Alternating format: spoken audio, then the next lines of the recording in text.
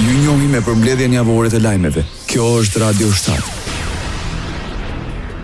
Presidenti amerikan Donald Trump njoftoi për pezullim të përkohshëm të operacionit Liria, nismës ushtarake të Shteteve të Bashkuara të Amerikës që synon të shoqërojë anijet tregtare jashtë ngushticës së Hormuzit. Në një postim në Truth Social, presidenti amerikan shpjegoi se propozimi bazohet pjesërisht në faktin që janë bërë përparime të mëdha drejt një marrëveshje të plotë dhe përfundimtare me Iranin. Me herët shefin Pentagonit, Pete Hegseth deklaroi se pushimi me Iranin nuk ka përfunduar.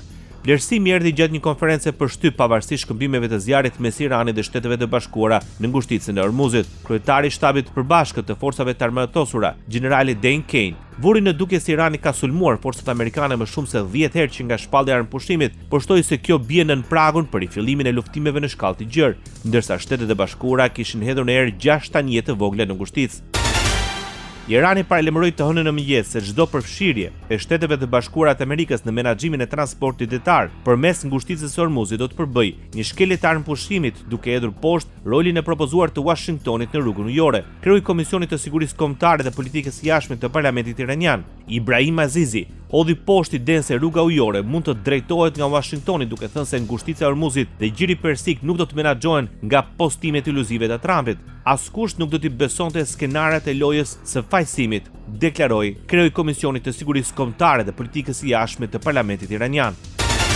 Forcat amerikane njoftuan se kishin shkatruar 6 anije iraniane dhe kishin kapur raketa dhe dron të lëshuar nga Irani kundër anijeve të marinës amerikane dhe anijeve tregtare të një zyrtare i lartë ushtarak amerikan. Admirali deklaroi se shumica e raketave si dhe dronët kishin shënjestruar anije tregtare dhe se një pakicë kishte shënjestruar anije ushtarake amerikane. Një zyrtar i lartë ushtarak iranian i cituar nga televizioni shtetëror mohoi shkatrimin e anijeve iraniane.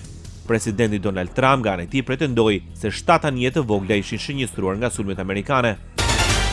Gjermania fillon përgatitjet për të bashkëpunuar me NATO në ngushticën e Hormuzit. Anija e gjermane e çmimit Fulda ka marrë kurs drejt Mesdheut, ku mund të ndihmojë në pastrimin e minave. Ajo fillimisht pritet të integrohet në njësitë të NATO-s për kundër veprimit ndaj minave vetare. Regjimi në Teheran ka bllokuar ngushticën e rëndësishme për lundrimin tregtar për të cilin thuhet se është minuar. Si pasojë e kësaj bllokade, çmimet e naftës dhe të gazit të lëngshëm në tregjet botërore janë rritur ndjeshëm. Ministri i jashtëm grek, George Gerapetritis, deklaroi se vendi është i gatshëm të marrë një rol aktiv për të siguruar kalimin e lirë dhe të sigurt në ngushticën e Hormuzit, një nga rrugët më të rëndësishme detare në botë. Pas takimit me homologun e tij gjerman, Johan Vadeful, në Athinë, Gerapetratis theksoi se Greqia mbështet nismat ndërkombëtare për garantimin e lirisë së lundrimit dhe është e gatshme të bashkëpunojë ngushtë me komunitetin ndërkombëtar të transportit detar. Ai nënvizoi se respektimi i lirisë së navigimit është një detyrim universal i cili lidhet jo vetëm me tregtin globale, por edhe me paqen dhe begatinë e vendeve në mbar botën. Diplomacia amerikane bëri thirrje Iranit ulet në tryezën e bisedimeve. Sekretari amerikan i shtetit Marco Rubio deklaroi se është thelbësore që Irani të marrë një vendim të arsyeshëm dhe të ndjekë rrugën diplomatike për të siguruar stabilitet dhe zhvillim. Irani duhet të ulet në tryezën e negociatave dhe të pranojë kushtet, u shpreh Rubio, duke theksuar se dialogu është rruga e vetme drejt rindërtimit, prosperitetit dhe stabilitetit.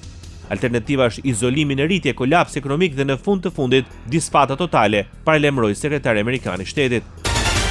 Gjermania kërkon nga Irani rikthim në tryezën e bisedimeve. Kancelari gjerman Friedrich Merz ka kërkuar udhëheqjes së Iranit të rikthehej tryezës së bisedimeve pasi Teherani nisi sulmet me raketa dhe dron ndaj Emirateve të Bashkuara Arabe. Bllokada e ngushticës së Hormuzit duhet të marrë fund, shkroi Merz në rrjetin social. Teherani nuk duhet pajiset marrën bërthamore, nuk duhet të ketë kërcënime ose sulme të mëtejshme kundër partnerëve tanë, apeloi kancelari gjerman. Këto ishin sulmet e para iraniane ndaj shtetit i Gjirit, që nga fillimi i pushimit pothuajse 4 javë më parë. Ushtria e Iranit e përshkroi sulmin ndaj objekteve të naftës në qytetin portual Fujairah si përgjigje ndaj aventurizmit ushtarak amerikan. Radio 7, zëri pozitiv i qytetit. Merz të dielën se Shtetet e Bashkuara të Amerikës nuk do të stacionojnë raketa lundrimit Tomahawk në Gjermani për momentin, duke shtuar se vendimi nuk ishte i lidhur me kritikat e tij ndaj presidentit Donald Trump. Të shtunën Trumpi tha se Shtetet e Bashkuara të Amerikës planifikojnë të zvoglojnë me më tepër se 5.000 praninë e trupave të tyre në Gjermani.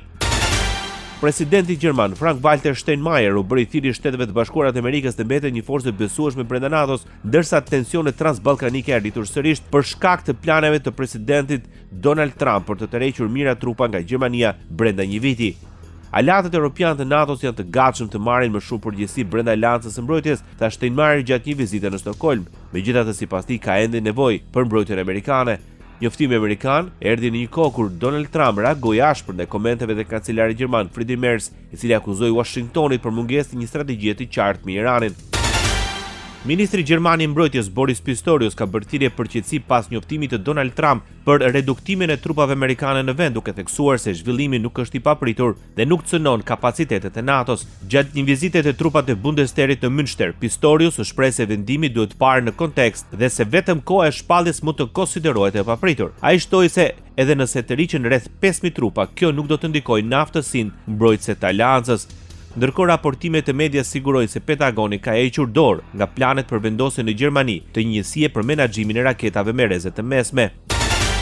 Tërheqja një pjesë të trupave amerikane nga Gjermania është mesazhi i qartë i Trumpit për Europën, komenton sekretari i përgjithshëm i NATO-s. Mark Rutte deklaroi se udhëheqësit evropianë morën mesazhin e zhgënjimit të Donald Trumpit për Iranin me zë të lartë të qartë dhe po ndërmerren veprime.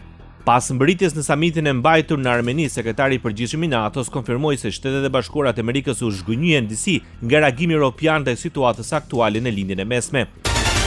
Kryeministri britanik Keir Starmer deklaron se përfshirja e Londrës në nismën e Bashkimit Evropian për kredin prej 90 miliardë eurosh për Ukrainë do të forcojë marrëdhëniet me vendet e Unionit. Starmer shpall ofertën e Britanisë së Madhe në takimin e liderëve evropian në kryeqytetin armen Yerevan. Për sa i përket huasë së Bashkimit Evropian, për cilën tha se po diskutojnë pjesëmarrjen, ajo është e mirë për Ukrainën sepse do t'i jap kapacitetin që i nevojitet dëshpërimisht në vitin e 5 të këtij konflikti, tha Starmer, duke folur për mediat gjatë mbërritjes në samitin e Komitetit Politik Evropian. Britania e Madhe gjithashtu do të vendosë sanksionet e reja ndaj kompanive ruse me qëllim për fshirjen e zinxhirëve të furnizimit ushtarak, sipas Downing Street.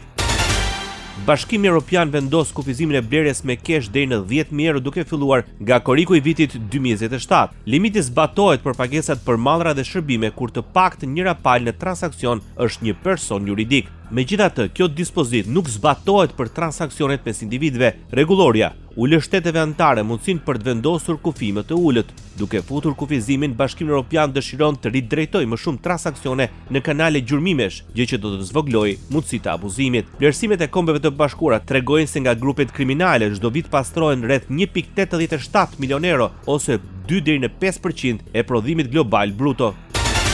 Gjermania ka marrë një disbursim prej 4.6 miliardë eurosh nga fondi rimëkëmbjes i Bashkimit Evropian pas Covid-2019.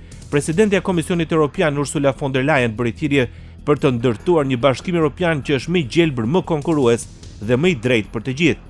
Në total, Gjermania ka përfituar deri më sot rreth 80% të 30.3 miliardë eurove në grante të parashikuara nga fondi për vendin. Disbursimet nga fondi rimëkëmbjes së Bashkimit Evropian lidhen me zbatimin e reformave që synojnë forcimin e qëndrueshmërisë ekonomike të bllokut, uljen e emetimeve që dëmtojnë klimën dhe përshpejtimin e digitalizimit.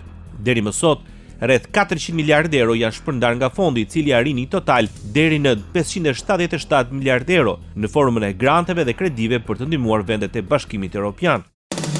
Ndoqet për mbledhjen javore të lajmeve. Kjo është Radio 7, zëri pozitiv i qytetit.